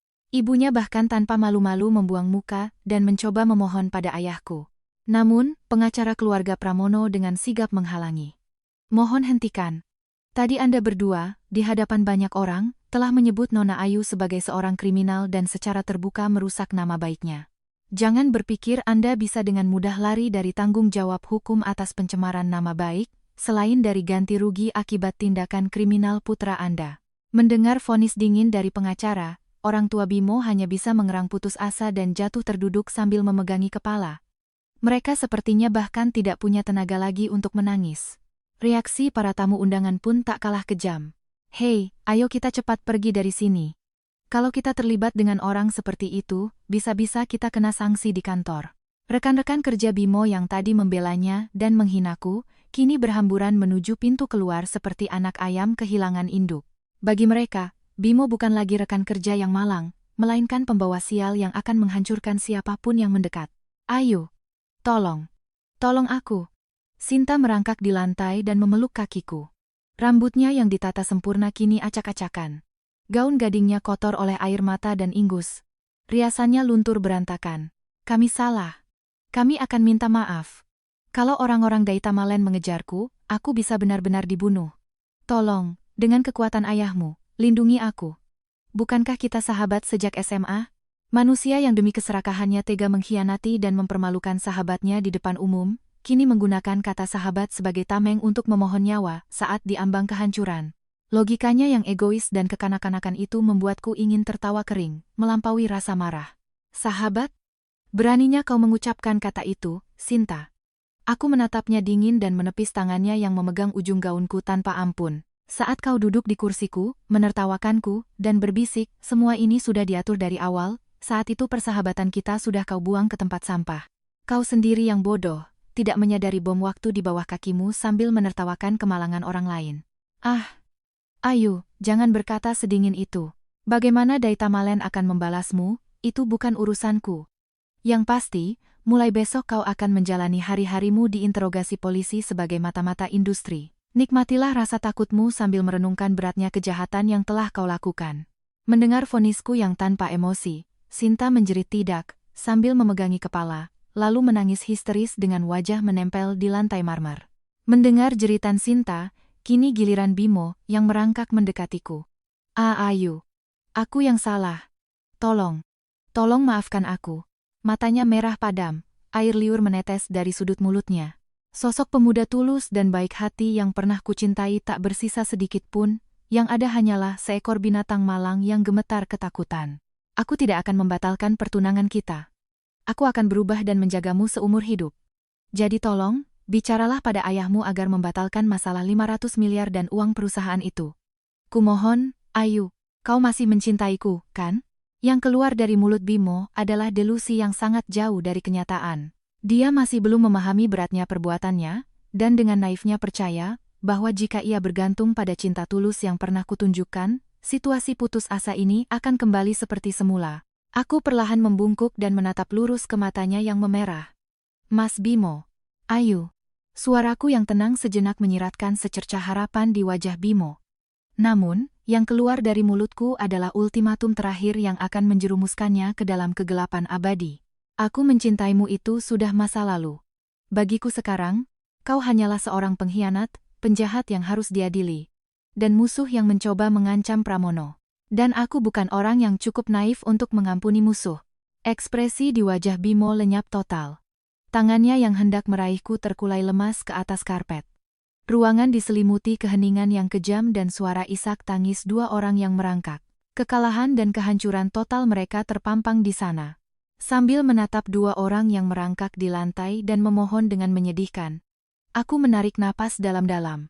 Amarah dan kesedihan sudah benar-benar hilang. Yang tersisa hanyalah tekad dingin untuk menyelesaikan rencanaku yang telah kutahan selama berbulan-bulan hingga langkah terakhir. Mas Bimo, Sinta. Kalian membuat satu kesalahan mendasar. Suaraku yang tenang namun tegas membuat mereka terkejut dan mengangkat wajah mereka yang kotor oleh air mata dan ingus. Kesalahan? Apa maksudmu, Ayu? Apalagi yang mau kau lakukan pada kami? Erang Bimo dengan suara serak. Aku perlahan mengedarkan pandangan ke seluruh ruangan. Rekan-rekan kerja dan teman-teman Bimo yang tadi ribut sudah melarikan diri karena takut terseret. Di kursi pihak mereka, hanya tersisa orang tua Bimo yang membeku.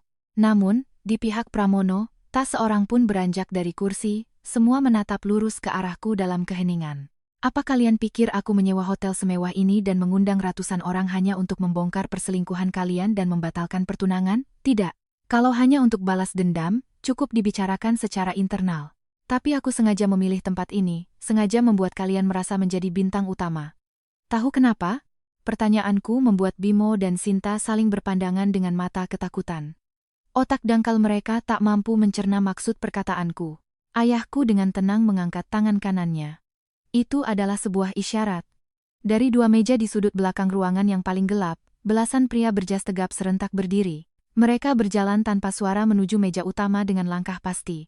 Aura mereka yang mengintimidasi jelas bukan milik karyawan biasa atau kerabat. Siapa kalian?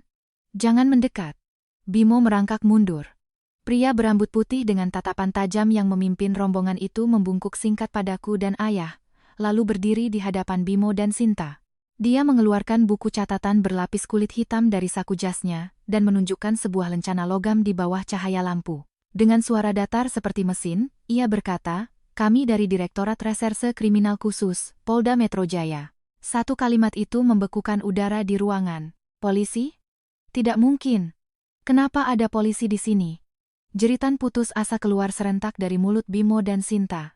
Kemunculan polisi, sebuah kekuatan negara yang mutlak, adalah bukti absolut bahwa perbuatan mereka bukanlah sekadar drama pribadi, melainkan kejahatan serius yang tidak bisa ditarik kembali.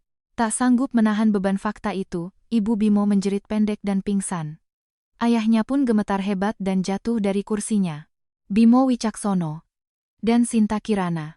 Surat perintah penangkapan atas nama kalian berdua telah dikeluarkan atas tuduhan pelanggaran Undang-Undang Anti Persaingan Usaha Tidak Sehat karena telah secara ilegal mengambil dan membocorkan informasi rahasia Pramono Group kepada pesaing, serta tuduhan penggelapan dana dari perusahaan tempat Bimo Wicaksono bekerja.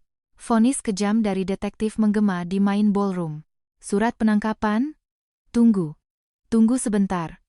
Aku hanya kilaf, dan aku hanya dihasut oleh Sinta. Alasan Anda akan kami dengarkan di kantor. Laporan dari Pak Pramono sudah kami terima sejak 4 bulan lalu. Kami telah melakukan penyelidikan rahasia dan memantau semua gerak-gerik kalian selama ini. 4 bulan lalu? Bimo menatapku tak percaya. 4 bulan lalu adalah tepat setelah ia mulai diizinkan masuk ke ruang kerja ayahku dan mulai mencuri informasi. Benar, Mas Bimo. Sejak awal kami tahu informasi rahasia Pramono sedang diincar, ayahku langsung melapor ke polisi. Aku menatapnya yang merangkak di lantai dan berkata dengan sinis. Polisi perlu mengumpulkan bukti keterlibatan Daitamaland dan bukti kejahatan kalian yang jelas. Jadi, kami bekerja sama dengan polisi untuk sengaja membiarkan kalian bergerak bebas. Demi panggung hari ini, panggung ini. Kamera-kamera yang terpasang di ruangan ini, mikrofon yang kau genggam dengan bangga itu, semuanya disiapkan khusus oleh polisi untuk mengamankan barang bukti. Pengakuan banggamu di atas panggung di hadapan ratusan saksi tentang niatmu merebut harta Pramono, semuanya telah direkam dengan kualitas gambar dan suara terbaik sebagai sebuah pengakuan. Mendengar kata-kataku, Bimo menjerit dan melempar mikrofon di tangannya seolah memegang ular berbisa. Semua kata-kata yang ia ucapkan dengan bangga, kini menjadi bukti telak yang akan mengirimnya ke penjara.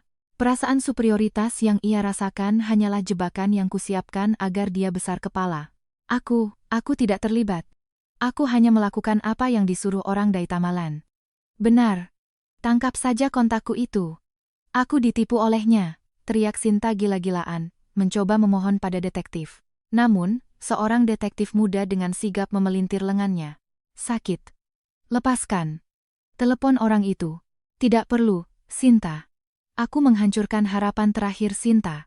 Tadi aku bilang alasan kontakmu tidak bisa dihubungi adalah karena memotong ekor cicak, tapi itu sedikit berbeda. Kontakmu dari Daitamaland yang memberimu perintah. Sore ini pukul 3 sudah diamankan polisi atas tuduhan penipuan lain. Hah? Gerakan Sinta membeku. Itulah kenapa teleponnya tidak tersambung. Dalang yang mengendalikanmu sudah berada di ruang interogasi yang dingin. Dan besok pagi, Daitamaland akan digeledah oleh polisi. Mereka tidak punya sisa kekuatan sedikit pun untuk menolongmu. Cahaya terakhir di mata Sinta padam.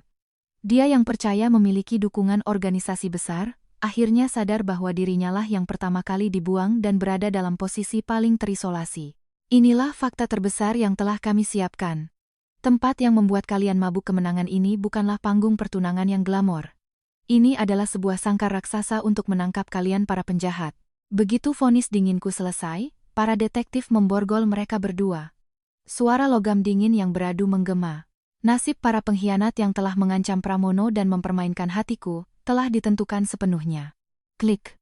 Klik. Di bawah cahaya lampu gantung yang gemerlap, dua suara logam dingin dan tanpa emosi bergema di main ballroom. Sakit. Lepaskan. Aku ini calon keluarga Pramono. Kalian pikir bisa lolos begitu saja setelah melakukan ini? Bimo yang diborgol masih meracau dengan keras kepala. Namun, saat dua detektif kekar memapahnya, semakin ia berlagak, semakin konyol dan menyedihkan penampilannya. Setelan pesanan seharga 50 juta rupiah yang kuberikan telah kotor dan kusut karena ia merangkak di lantai. Gaya rambutnya yang rapi kini lengket didahi oleh keringat dan air mata, membuatnya tampak jauh lebih tua. Sementara itu, Sinta, begitu merasakan dinginnya logam di pergelangan tangannya, langsung lunglai seperti boneka tali yang putus. Bohong.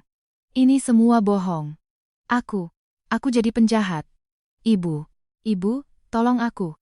Wanita yang tadinya menertawakanku dengan angkuh kini menangis seperti anak kecil, tersungkur di lantai.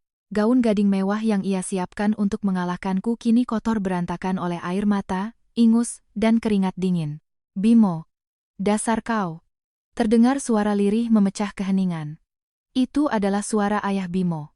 Berdiri di samping istrinya yang pingsan, wajahnya pucat pasi.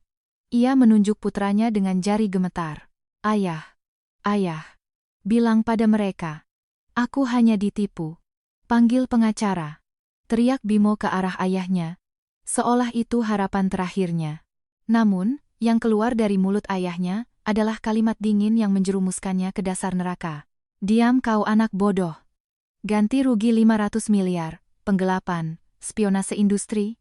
Keluarga Wicaksono tidak punya penjahat sepertimu. Mulai hari ini, aku putus hubungan denganmu.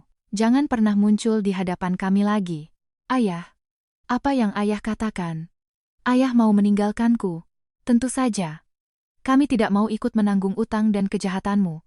Mati saja kau sendiri. Mendengar bentakan ayahnya, Bimo hanya bisa ternganga, menatap orang tuanya seolah tidak percaya. Anggapannya bahwa orang tua akan selalu menolongnya, tak peduli seberapa bodoh perbuatannya, hancur berkeping-keping di hadapan kenyataan, mengerikan bernama 500 miliar rupiah. Ditinggalkan bahkan oleh keluarganya sendiri, ia benar-benar sendirian di dunia ini. Ayo, ceritakan semuanya di kantor, kata detektif senior dengan dingin, lalu menarik lengan Bimo dengan paksa. Detektif lain memapah Sinta yang lemas tak bisa berdiri. Tunggu. Tidak. Aku tidak mau. Ayu.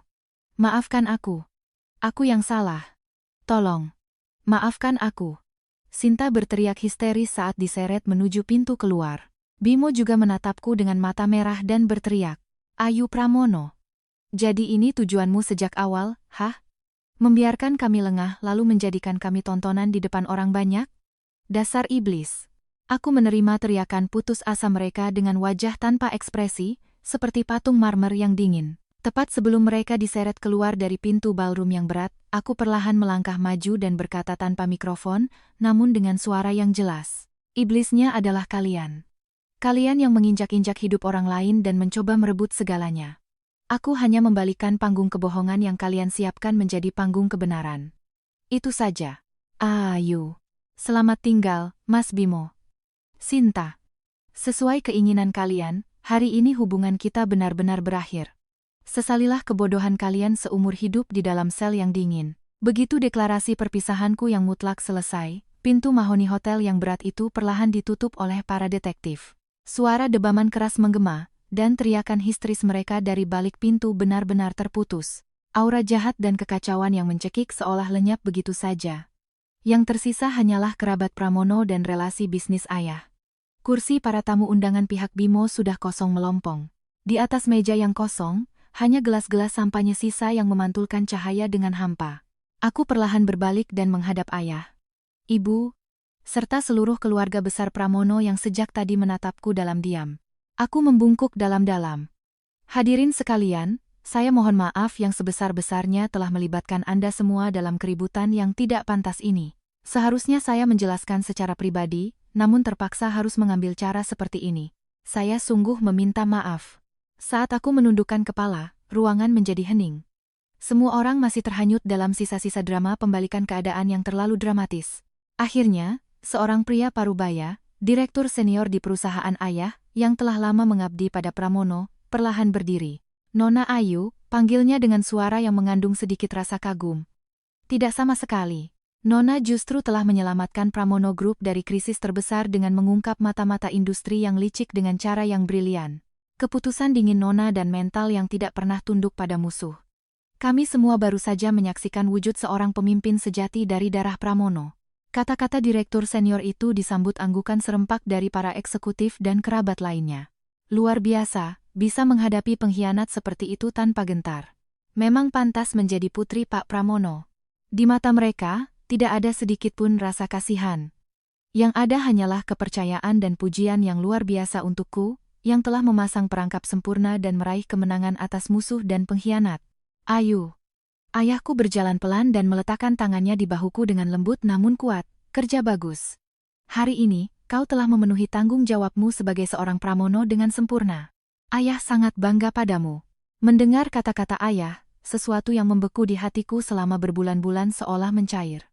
Kesedihan karena dikhianati, tekanan karena berjuang sendirian, semua itu terasa sepadan demi momen ini.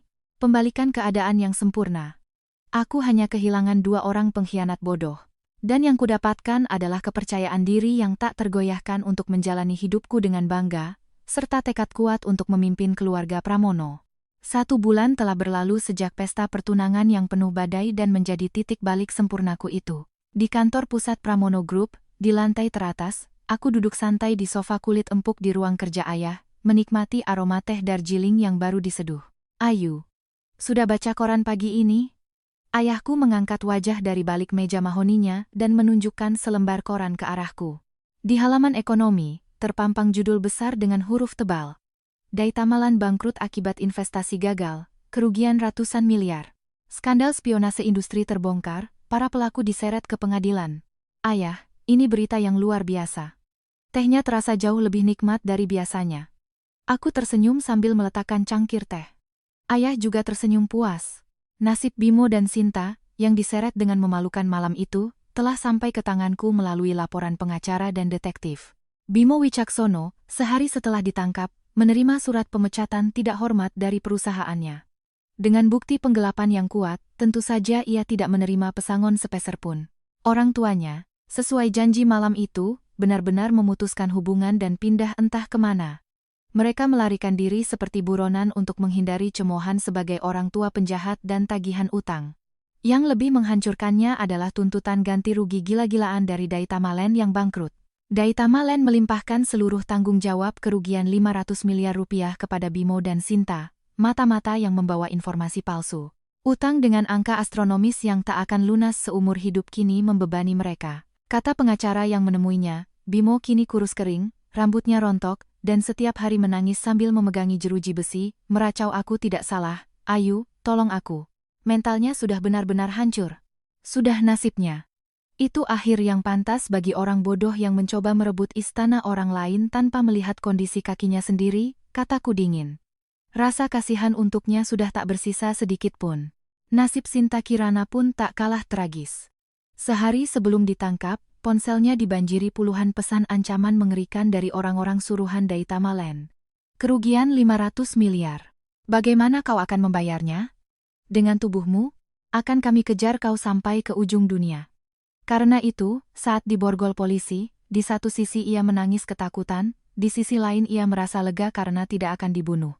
Namun, hidupnya tidak terselamatkan. Keluarganya yang hanya pengusaha toko kecil di daerah menjadi sasaran hujatan dan teror setelah nama Sinta muncul di berita nasional sebagai mata-mata industri. Toko mereka bangkrut. Orang tuanya yang murka mengiriminya surat putus hubungan dan melarangnya pulang selamanya. Barang-barang mewah yang ia minta dari Bimo disita polisi sebagai barang bukti kejahatan.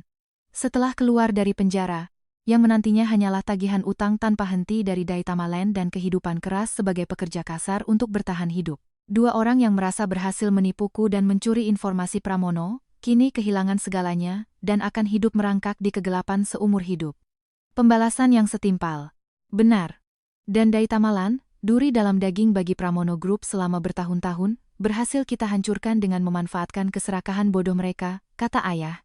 Berkat skenario sempurnamu, ayah berdiri dan berjalan ke jendela. Aku mengikutinya, menatap pemandangan kota Jakarta yang terhampar di bawah. Beberapa bulan lalu, saat mengetahui pengkhianatan Bimo dan Sinta, hatiku memang diliputi keputusasaan. Namun aku adalah Putri Pramono. Aku tidak akan diam saja saat ada yang mencoba merebut milikku. Jika ada yang mencoba merebutnya, aku akan membuat mereka membayar berkali-kali lipat. Siapapun yang mencoba membuatku menangis, akan kuberikan keputusasaan yang tak akan membuat mereka bisa bangkit lagi. Pertarungan itu berakhir dengan kemenangan mutlakku, Ayah. Lahan di pesisir yang dilepas dari Tamalen, sepertinya akan dilelang dengan harga di bawah setengahnya, ya? Ayah mengangguk dengan senyum pebisnis. Betul. Bahkan setelah dikurangi biaya pembersihan pencemaran tanah, lokasinya sangat strategis dan akan sangat menguntungkan. Kita akan membelinya dan membangun fasilitas pemurnian berskala besar serta pusat riset energi bersih. Ini akan menjadi pilar baru bagi Pramono. Luar biasa. Tumpukan sampah yang dibeli dari Tamalen seharga 500 miliar, kita beli dengan harga murah dan ubah menjadi aset masa depan. Hahaha. Rencana palsu yang mereka bawa dengan bangga, pada akhirnya justru membawa keuntungan nyata bagi kita. Tepat sekali. Kebodohan mereka berdua menjadi pupuk yang baik untuk kemakmuran Pramono. Kami tertawa bersama. Suara tawa kami di ruang kerja itu terdengar begitu lepas dan jernih. Awan hitam yang menyelimuti hatiku telah sirna. Rantai masa lalu yang membelengguku telah putus. Aku telah membersihkan parasit bernama Bimo dan Sinta, dan menyingkirkan musuh yang mengancam masa depan perusahaan. Saat menarik napas dalam-dalam, yang kurasakan adalah kebebasan mutlak dan kelegaan yang luar biasa. Perasaan puas yang tak tertandingi. Baiklah, waktu minum teh sudah selesai. Aku menghabiskan sisa tehku dan berdiri dengan sigap. Tak perlu lagi menoleh ke masa lalu yang kelam. Yang menantiku hanyalah masa depan gemilang yang akan kujalani dengan kakiku sendiri. 3 tahun telah berlalu, sejak pesta pertunangan yang menjadi titik balik besar dalam hidupku itu. Di kawasan pesisir Jakarta, di bawah langit biru yang cerah, lahan luas yang dulu tercemar dan menjatuhkan dari Tamalen, kini telah berubah menjadi kawasan hijau yang indah dengan fasilitas-fasilitas canggih. Hari ini adalah hari peresmian Pramono Energy Wellness Park, sebuah kota ramah lingkungan masa depan yang dibangun dengan seluruh kekuatan Pramono Group. Fasilitas yang luar biasa, Ayu. Setelah selesai upacara pemotongan pita, sebuah suara hangat dan dalam menyapaku dari belakang saat aku berdiri di dek observasi yang baru. Saat aku berbalik, ayahku berdiri di sana, rambutnya yang memutih tertiup angin musim semi. Iya, Ayah. Rasanya luar biasa melihat tumpukan sampah itu kini menjadi tempat yang dipenuhi senyum orang-orang. Aku berdiri di samping ayah, menatap pemandangan indah di bawah. Jabatanku saat ini adalah Direktur Eksekutif Pramono Group. Setelah insiden itu, aku mengucapkan selamat tinggal pada diriku yang naif dan memutuskan untuk terjun langsung ke dunia bisnis. Selama 3 tahun ini, di bawah bimbingan keras ayah, aku memimpin proyek raksasa ini dengan penuh semangat. Ini semua berkatmu, Ayu, kata ayah dengan mata bangga. Hari itu, kau menyelamatkan perusahaan dari krisis dengan kekuatanmu sendiri, dan melihat potensi di lahan ini lalu merevitalisasinya dengan gemilang. Kekuatanmu yang tak pernah patah, dan ketenanganmu dalam melihat kebenaran di tengah situasi putus asa itu adalah nyata. Sepertinya ayah sudah bisa dengan tenang menyerahkan kursi direktur utama padamu. Ayah, masih terlalu cepat. Masih banyak yang harus kupelajari dari ayah. Saat aku tersenyum malu, seorang wanita anggun mendekat sambil tertawa. Kamu ini, cepat sekali. Ayu kan masih harus banyak belajar. Tapi kamu benar-benar sudah menjadi wanita yang hebat. Ibuku, yang mengenakan kimono berwarna lembut, menggenggam tanganku dengan penuh kasih. Ayu, setelah mengalami pengkhianatan yang begitu menyakitkan 3 tahun lalu, ibu tahu betapa hancurnya hatimu. Tapi kamu berhasil bangkit dengan luar biasa. Kamu tumbuh menjadi pemimpin yang kuat dan wanita yang baik hati. Ibu sangat bahagia. Kehangatan dari tangan ibu membuat mataku berkaca-kaca. Memang, malam itu adalah titik terendah dalam hidupku. Dikhianati oleh kekasih dan sahabat, kehilangan kursiku sendiri di depan banyak orang. Normalnya, aku bisa saja trauma dan mengurung diri. Tapi aku tidak menyerah. Aku memilih untuk melawan dengan senjata kebenaran. Hari itu, aku sadar bahwa yang terpenting bukanlah status atau harta, melainkan cinta tanpa syarat dari orang tuaku, loyalitas para karyawan, dan yang terpenting, kekuatanku sendiri untuk tidak lari dari kesulitan. Selama aku tidak kehilangan itu, aku bisa bangkit berkali-kali. Hal yang tidak akan pernah dimengerti oleh 2 orang yang kini mungkin sedang meratapi nasib di sel dingin atau hidup dalam ketakutan dikejar penagih utang. Ibu Direktur, persiapan untuk acara selanjutnya sudah selesai. Semua orang sudah menunggu ibu. Seorang karyawan muda memanggilku dari pintu masuk dek. Baik, aku segera ke sana. Aku melambai dan tersenyum pada kedua orang tuaku. Ayah, ibu, aku pergi dulu. Untuk membangun masa depan baru Pramono. Pergilah. Semua orang menunggumu. Semangat, ya, Ayu. Ibu akan selalu mengawasimu. Dengan dukungan hangat mereka, aku melangkah menuju cahaya. Kisah baruku, yang dimulai dari ballroom gelap tempat semua hubunganku hancur, kini bersinar terang di bawah langit biru yang cerah. Hidup memang terkadang penuh pengkhianatan dan keputusasaan, tetapi selama kita tidak berpaling dari kebenaran dan terus melangkah maju, kita pasti akan menemukan kembali tempat yang hangat dan terang. Aku menarik napas dalam-dalam, merasakan angin musim semi yang sejuk. Aku mengangkat wajah, menegakkan punggung, dan melangkah dengan kakiku sendiri. Kisahku yang sesungguhnya baru saja dimulai. Kisah ini bukan sekadar cerita tentang pengkhianatan. Ini adalah tentang siapa yang menyuarakan kebenaran, dan siapa yang mampu membuat orang lain percaya pada kebenaran itu. Ayu tidak pernah terbawa emosi. Bahkan saat segalanya direbut di depan matanya, ia tidak menunjukkan kemarahan atau kesedihan, melainkan menerima situasi dengan tenang. Namun, itu bukan berarti pasrah, melainkan persiapan untuk membalikkan segalanya. Yang paling mengesankan adalah bagaimana ia, yang sempat dicap sebagai penjahat, berhasil membalikkan keadaan dalam sekejap hanya dengan satu bukti di waktu yang tepat. Kisah ini mengajarkan kita, manusia lebih percaya pada cerita yang dituturkan daripada fakta. Dan siapapun yang mengendalikan cerita itu, pada akhirnya akan memenangkan segalanya. Bagaimana pendapat teman-teman tentang akhir cerita ini? Apakah cara yang dilakukan Ayu benar? Ataukah berlebihan? Silakan bagikan pendapat kalian di kolom komentar. Sampai jumpa di cerita berikutnya.